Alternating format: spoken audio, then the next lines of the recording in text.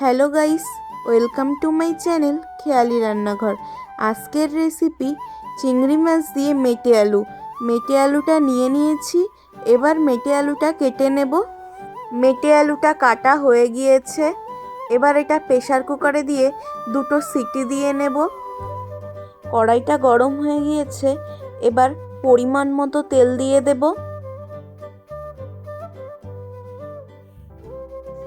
তেলটা গরম হয়ে গিয়েছে, তারপর চিংড়ি মাছ দিয়ে দিলাম। সামান্য লবণ দিয়ে দিলাম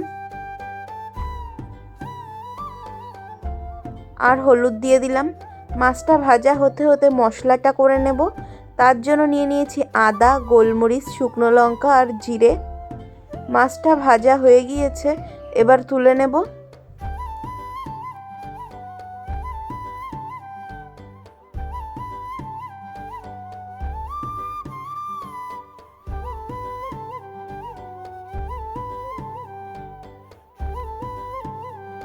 ওই তেলেই জিরে দিয়ে দিলাম,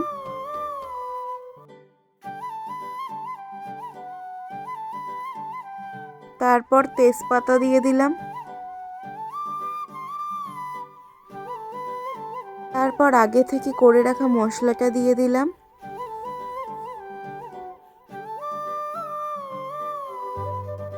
মশলাটা ভালো করে কষিয়ে নেব।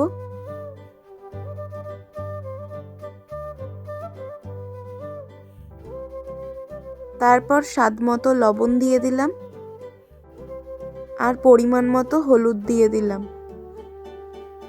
মশলাটা কষানো হয়ে গিয়েছে, এবার মেটে আলুটা দিয়ে দিলাম।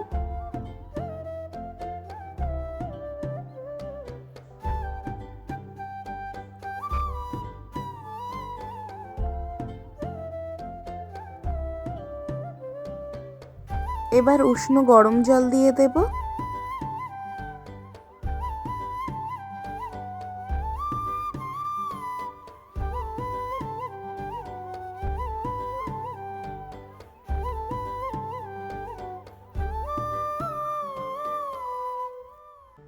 কিছুক্ষণ ঢেকে রাখবো।